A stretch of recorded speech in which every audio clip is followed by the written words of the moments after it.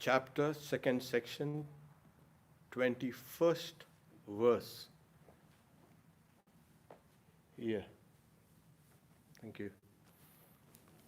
We had just taken a part of it, uh, chanted the verse, and now we'll kind of take this up in detail. Asino duram vrajati shayano yati sarvata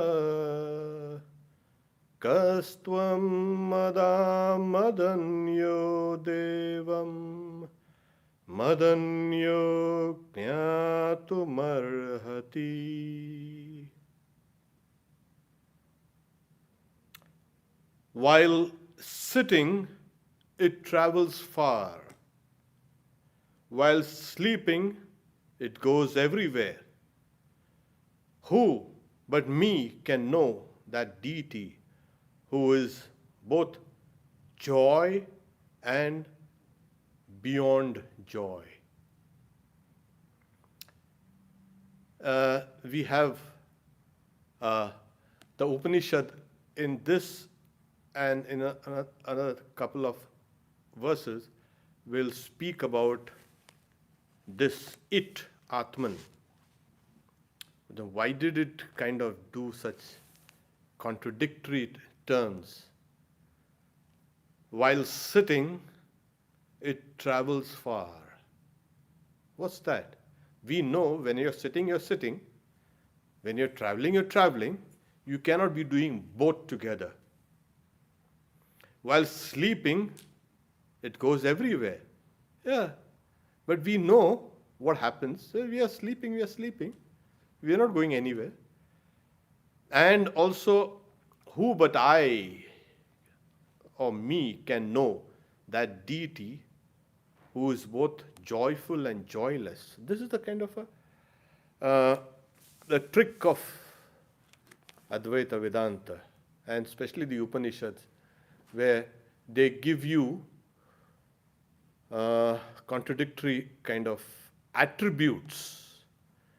It is as if it is sitting here, but it is everywhere. Or it is everywhere, yet it is here. It is sleeping, but it is everywhere.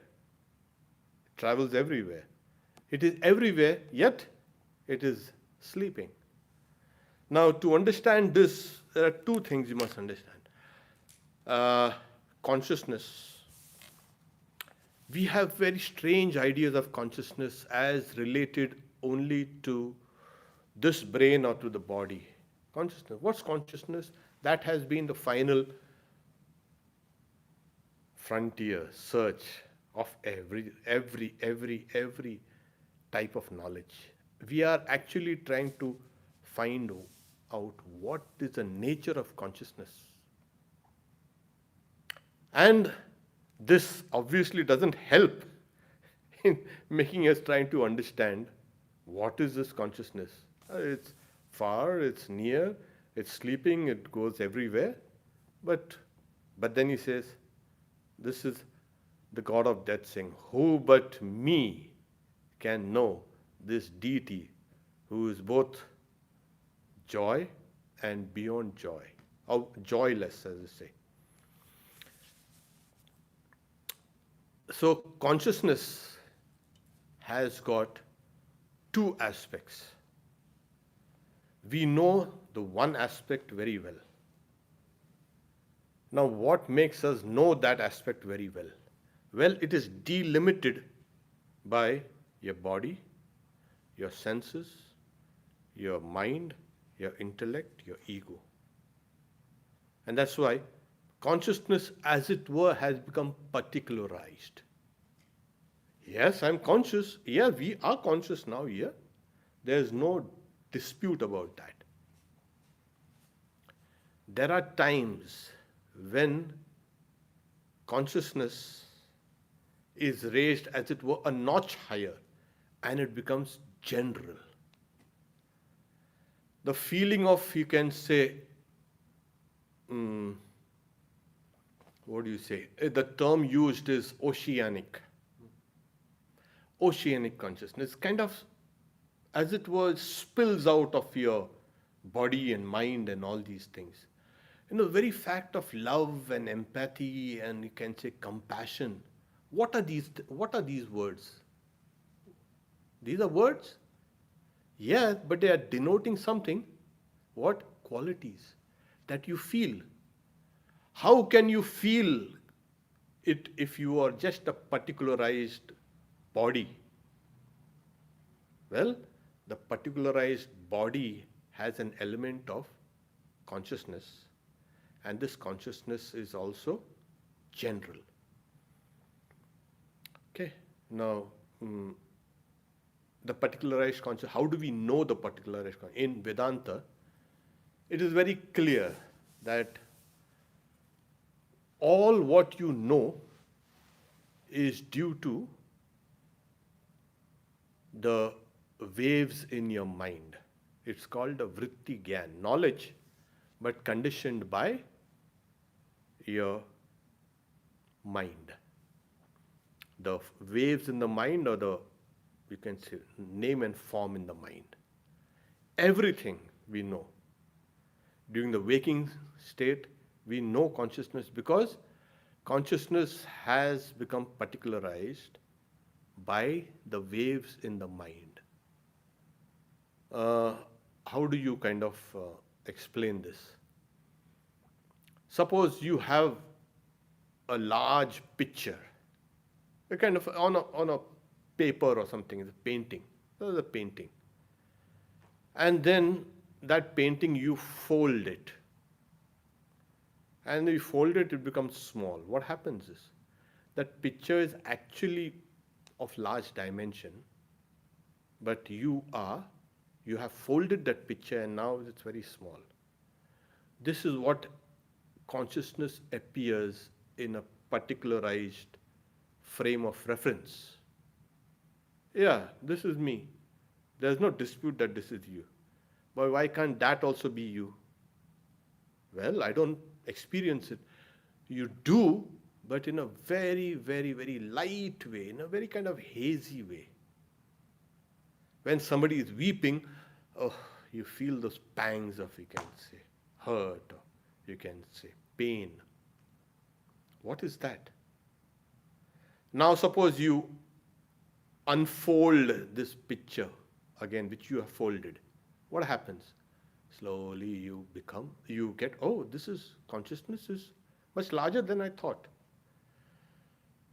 That's the reason why the disciplines in Vedanta, which they will speak about later, don't try to narrow down your consciousness, your existence. Your existence now is just narrowed down, just to one kind of my body.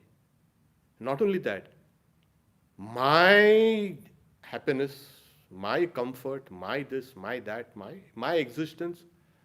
So that consciousness which was large is now particularized.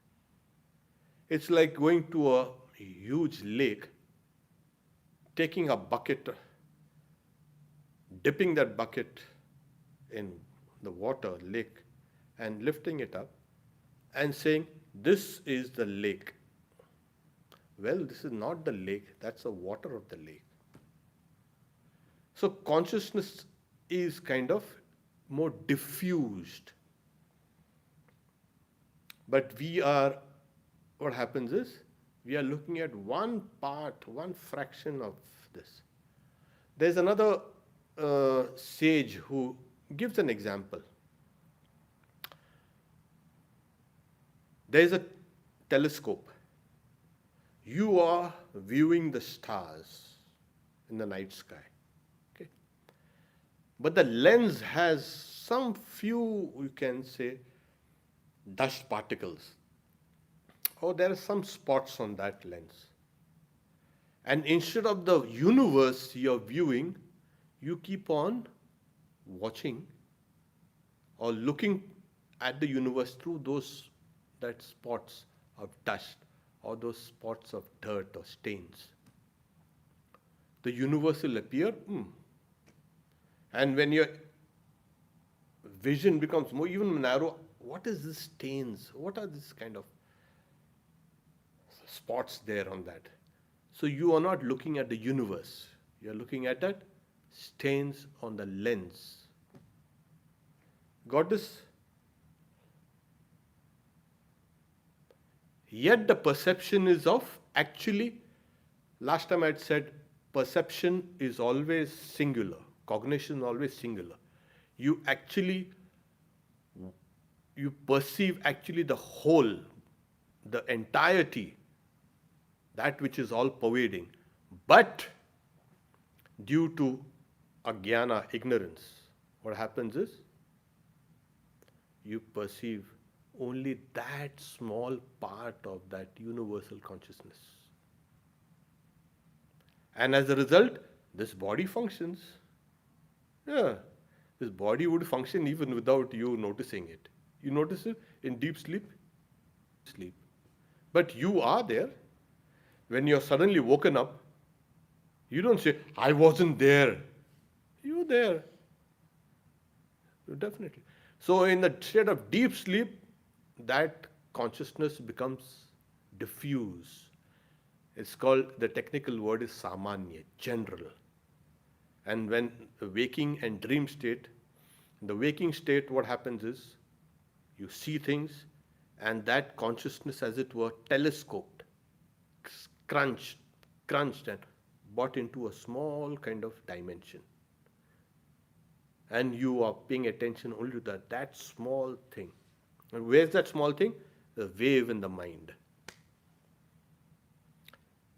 So this is one way of looking at it.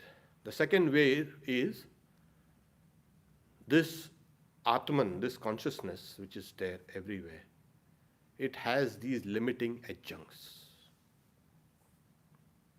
And we are seeing or trying to understand this Atman through the limiting adjuncts. It's called upadhis technically it means upadhis. So you want to know that pure Atman, it has to be known through that pure Atman itself. We'll come down to it later. But now we are viewing it through the mind. The problem comes is you have in the world n number of philosophies, n number. Why? They could have just zeroed down to that very kind of basic reality. They are trying to, but they see it colored through their mind, or colored through the limiting adjuncts. So the Atman is called small. Oh no, it's not. It's big. Somebody says it's like a lamp, a lighted lamp. So in a lighted lamp, when you put that lamp in this room, the light is, you can see, going out and touching the walls of the room, of this room. This is large. So, but suppose you go into a smaller room, put that same lamp in a smaller room, that light will be shedding its kind of luster in a smaller space. Put a smaller space in it. And what we are kind of deluded into thinking that, oh, this Atman is like this. Sometimes it's in a big body, so it's supposed to be big. It's a small body, it's supposed to be small. No, it is without dimensions. The bodies and minds have dimensions, but not the Atman. So, some say it exists, some say it does not exist, some say it traverses, some say it does not traverse, some say it moves from bodies to bodies, some say it does not move from body to body, some says it goes to heaven and hell and this and that. You have various philosophies. The Greeks said like this, the Romans said something like this, the Indians and the Chinese, and every religion is trying to understand this consciousness, but through their own veils or through their own blinders. And they're seeing that Atman but differently. And that's why we have all different interpretations of what is this Atman and what is this Atman.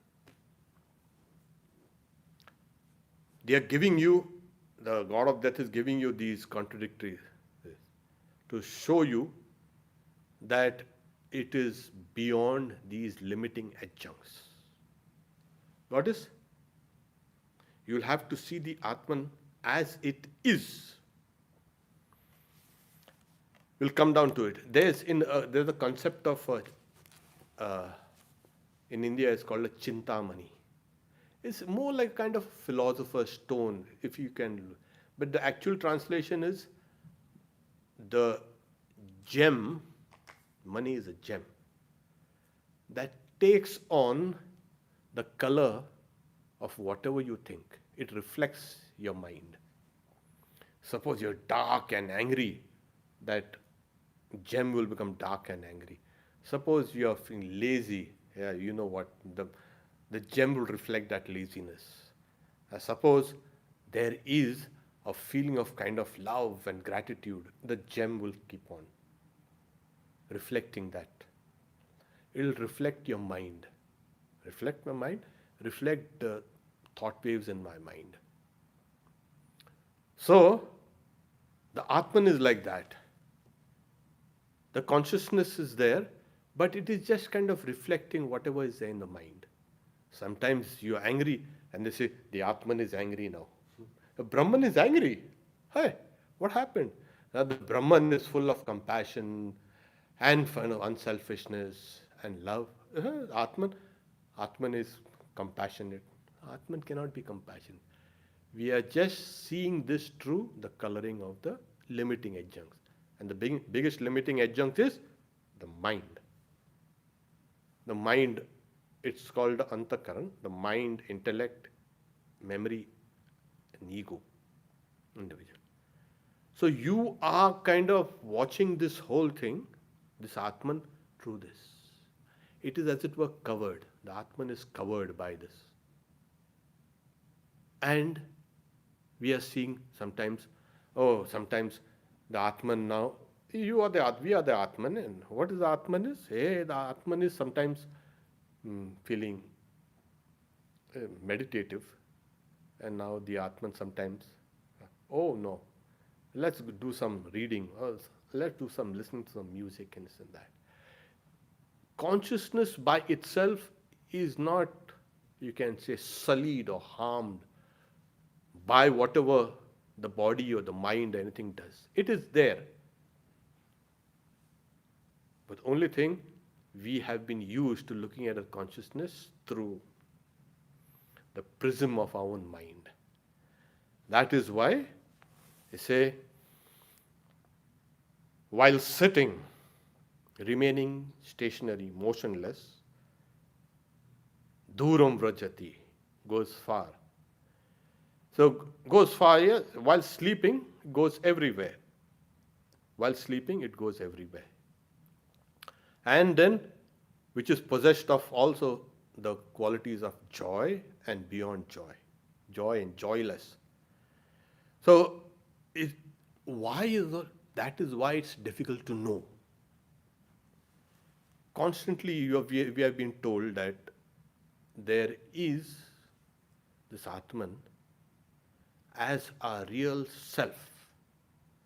And also for spiritual aspirants, they've been talking about, it's difficult to know this. You've got to learn it under a teacher. Don't try to even attempt to do anything on your own. Why? Yes, well, if you're asked to go in this direction by your teacher, you can simply go in this direction and attain this goal. The problem is, this journey is internal. Even at the last stages, you might have a doubt. Yesterday or day before yesterday, we were reading that faith comes, but it's an opposite kind of faith. After the realization of God. What do you mean faith after realization? Yeah, doubt comes. Doubt arises rather. It doesn't come from anywhere. That's why one of the Upanishads say, when the knots of the heart are being cut asunder, What are the knots of the heart? The doubts. You might go through a period of, even as you proceed spiritually, there is no reality, or there is no God. What? What is this? What was I thinking about? You need to pass through, and then you might enter into something called andam tama pravishanti. You might enter into blinding darkness. Nature, in its very final causes, or the fine causes of this universe, might kind of draw the soul, draw that consciousness to, and you might get merged in that darkness of nature, thinking that you have realized the highest. There also you might feel, oh my God, this is so beautiful, because nature is vast, you see. You might feel vast. You might feel that bliss, that nature at that level is full of bliss. Oh, you might feel bliss. What? I have realized you might be completely misled by nature. Even till the very last, your mind, nature will obstruct you. Yes. So that's the reason why these contradictory expressions are used. By nature, this Atman is immovable, achala. It doesn't go anywhere. Obviously. Why? It doesn't go anywhere. Because it is everywhere. You got it? So you're saying, while sitting, it travels far. Travels far? What do you mean travels far? It is the mind that is kind of rushing about here and there. And the Atman, which is immobile, still appears as if traveling far. It's the mind that's running about. Manaso javiyo, they're saying, is faster than the mind, of course. And when mind goes there, it'll find the Atman has already reached there. So the Atman is here, it is there, it is everywhere. You can find it here, you can find it everywhere. Because, like I said, it is everywhere, we feel, oh, it is here, and it is there also. It goes far. It's there. It's all these places you have this Atman. Yeah, it has to be. The moment you can understand these contradictory statements and cut through the contradiction, like the Bhagavad Gita says, Chitva ivam samshayam yogam. You cut this doubt, and then you will understand. It is all perfect. The last time I'd given you the example of space. Space is everywhere. Space is here, yes. Space is there in the Andromeda galaxy, yes. Somewhere out, yeah, it's everywhere. But space is here also, yeah, it's there also. So that's the closest example that Vedanta can give about sitting here. It, as it were, travels far. This word, it has to be used. While sitting, it, as it were, travels far. It, as it were, what do you mean sitting? There's no sitting, it's immobile. Space here is still. Space there also is still. It's everywhere. So you don't say this is my space, this is a sitting space, and that is a moving space. No. All space is uniform. It has been found.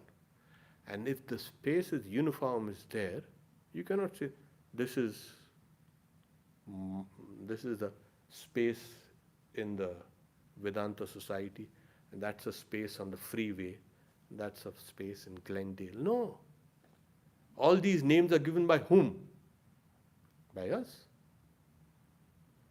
What we have done, we have taken that infinite space and cut it into small parts for easy comprehension. Simple as that. So this takes away all this kind of small comprehensions about space or about consciousness.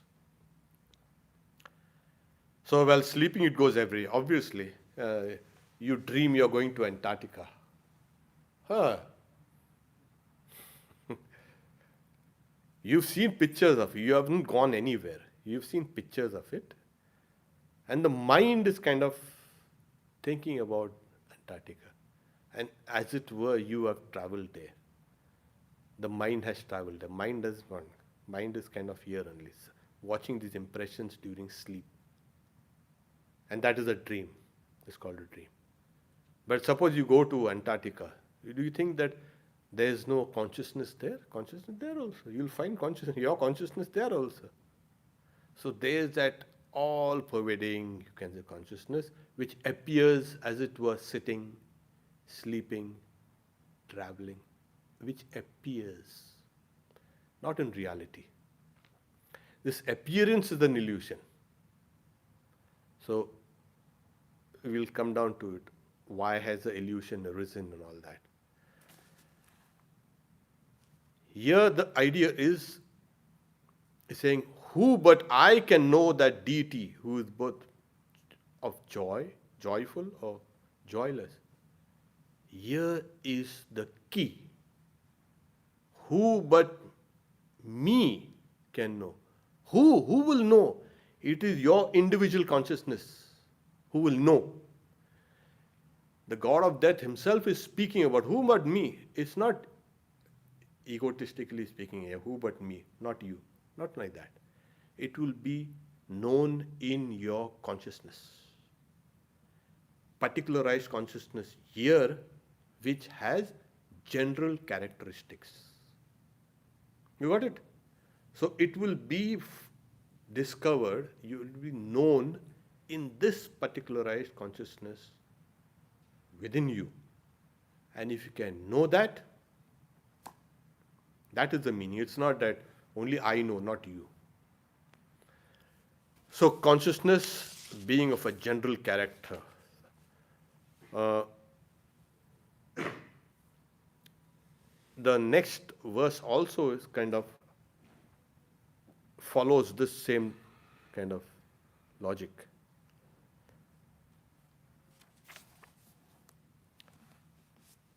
Having meditated on the self, 22nd verse, as bodiless in the midst of the bodies, as permanent in the midst of the impermanent, and as great and pervasive, the wise person does not grieve. This is one of those beautiful, you can see, verses of the Upanishad. Ashariram sharireshva anavasteshvavastitam mahantam vibhumatmanam matva dhiro nasochati. Having meditated on the self, on the Atman. How? As bodiless, yet dwelling in all the bodies. Okay? The Atman by its nature is free. It is all-pervading. It cannot be just held, contained within bodies only. Because in Vedanta there is only one reality. See, that one reality, when it appears as it were it's contained in your body, that is called the individual, the jiva. Got it? This particularized consciousness, this delimited consciousness, this limited consciousness, appears as the individual soul. When this illusion of individuality goes away, what happens is, you will see is that it is bodiless, yet as it were inhabiting all bodies. But then I have a different body, you have a different body, he has a different mind. Yeah, that's the karma of the bodies and minds. That's being reflected, superimposed on the Atman. Yes. Got this idea? And as permanent in the midst of the impermanent. Yeah. Everything seems impermanent. Yeah, this building kind of, yeah, it's been here for a long time. Yeah, but you know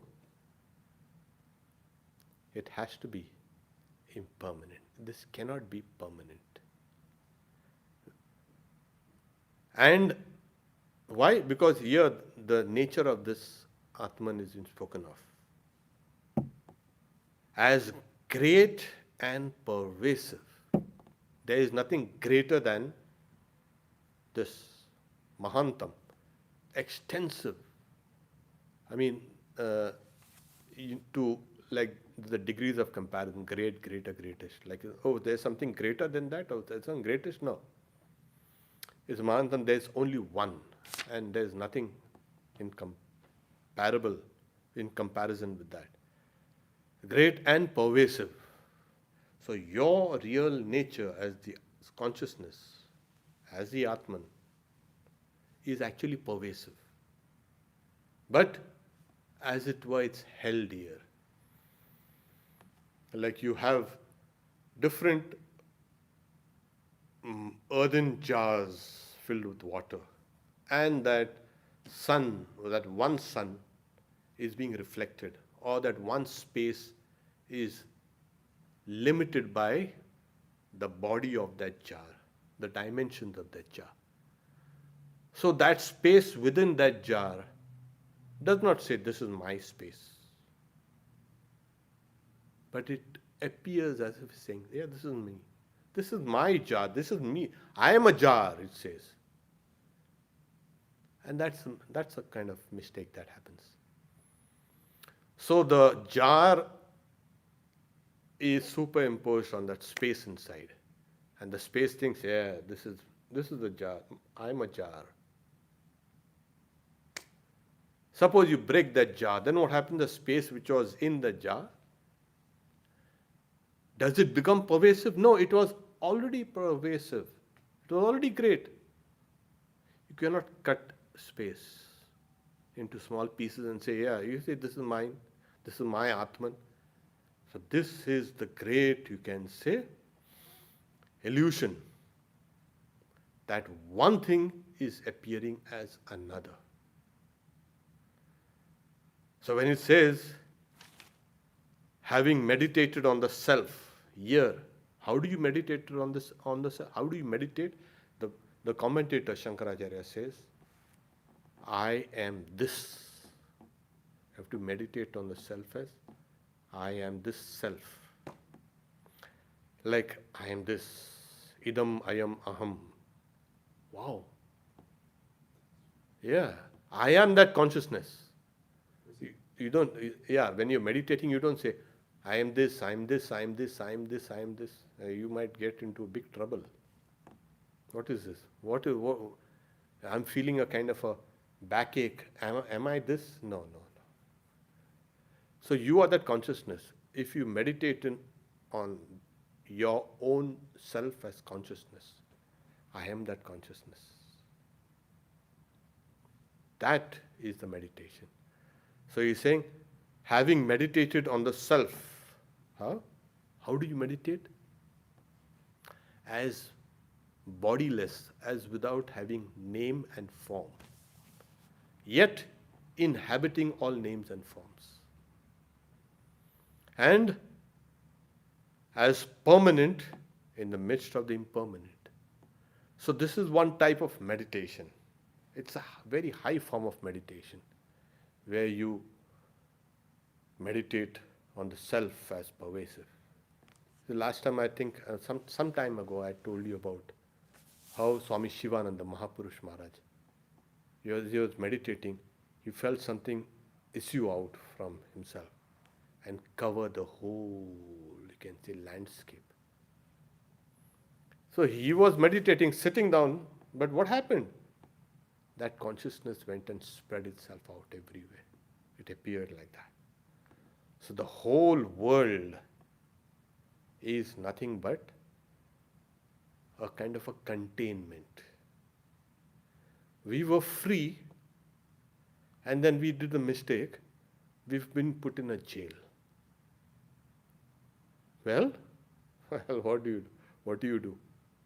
we have become imprisoned by the idea that this body and this mind is mine.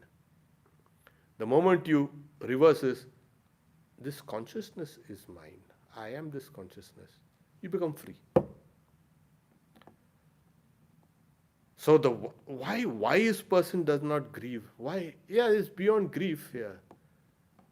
Wise person is, you see, a wise person is one, of course, who has wisdom. Where has his wisdom come? Through meditation. You have heard it from the Guru, you have heard it like we have said in the Satyakama. He had attained certain states of realization, but he said, I want to hear it from you, from the Guru. And then the Guru told him, oh, yes. So you have to realize it yourself. You have heard it, you have read it, and after you realize it yourself, then you become wise. Otherwise, we come with half-baked knowledge and others' knowledge and just info. And as a result, what happens is, when crisis comes, we are simply knocked down. We forget the Atman, and the Atman now becomes angry and shouting and screaming. Oh, this guy is very bad. Oh, what happened to you? That means you're not wise. So like the blind leading the blind. Avidyaya mantare. The wise people think themselves very wise. But they're actually ignorant and they're leading the other people also. Like the blind leading the blind, and both fall into a ditch. Dandram yamana pariyanti muda andenaiva niyamana anda. So wisdom, the nature of the consciousness is knowledge. So when you realize it, meditate on and realize it, you become actually wise. It's not ordinary pandits. Oh, these pandits are kind of, they are so wonderful. They are doing all these things. They're speaking such wonderful things. You remember the parable in Sri Ramakrishna? There's one big pandit who was being ferried to the other side, and there are other passengers in the boat. Do you know Sankhya? Do you know yoga? And you know the six systems of philosophy? No. Oh, what did you do all your life? Oh, you say. And then the gale rose, a storm rose, and the boat was about to be capsized. And then that person says, do you know how to swim? No. Well, I know how to swim. So somehow we have been kind of in that state of where we are supposed to really work out that ignorance. We don't do that. So as a result, what happens is we get caught. So the wisdom, prajna, is always of the reality, not of the unreality. The moment you know the reality, you are, as they say, dhira. Like I said, dhi is the very essence of what you call intelligence, buddhi. In the Gayatri Mantra you have, no? Om bhur bhuva svam tat savitur varenyam bhargo devasya dhi mai. May that dhi be awakened. There. It's praying for that dhi, the intelligence, to be awakened. This dhi is sleeping now. So dhira, that is a person whose spiritual intelligence is awakened. That person does not grieve. This is the kind of it's superfluous, of course, but then saying, yeah, what can make a person grieve when the person knows that he is infinite? He is the Atman. In reality, there is nothing else. Other than wisdom, everything else is grief. Everything is weeping and crying and wailing. We have been running about this world doing this, weeping and crying and wailing, clutching at straws, being drowned, again pushed and pulled and yanked and get trampled. We have been doing that. That is grief in that. As long as there's ignorance, you have grief. So that's why Narada was a divine sage, is a divine sage. He goes to one great sage, Sanat Kumara. This comes in the Chandogya Upanishad, where he's saying, I have heard the knower of the self transcends grief. Tarati shokam atmavit. Oh, really? I, as it were, am full of sorrow. Please help me to cross over this sorrow. And Narada, then he enumerates what he knows. He knows 64 types of, you can say, knowledge. Right out from medicine to archery and this and that. And the teacher asks him, what do you know? I know. He gives him a list of things. But I am still sorrowful. I am still sorrowing. Then he uses the Tarati Shokam Atmavit, that the person who realizes the Atman crosses over all grief. So that's why he's saying, Matva Dhiru na sochati. The wise man, the wise person does not grieve. So, once again, having meditated on the Atman, the self, the consciousness, as bodiless, remember this, it has no body. Space appears, as it were, with a defined shape because of the enclosed, you can say, jar, or even this ashram, all these things. Space, as it were, enclosed. It is actually bodiless. And that is what you have to meditate. As it were, appearing to dwell in the bodies. Because the bodies are mutable. If consciousness can be affected by mutability, then it's no point in realizing this consciousness, because consciousness is mutable. It will end up in a bad place one day. We don't want such consciousness. So that's why bodiless, inhabiting bodies, the permanent in the impermanent. And so, and also great and pervasive. That is the qualification. Now after speaking about these limiting adjuncts, now it says as great and pervasive. The wise person, the wise man, the man who has realized, the person who has realized, does not grieve. Okay. We'll stop here for now. You have some questions.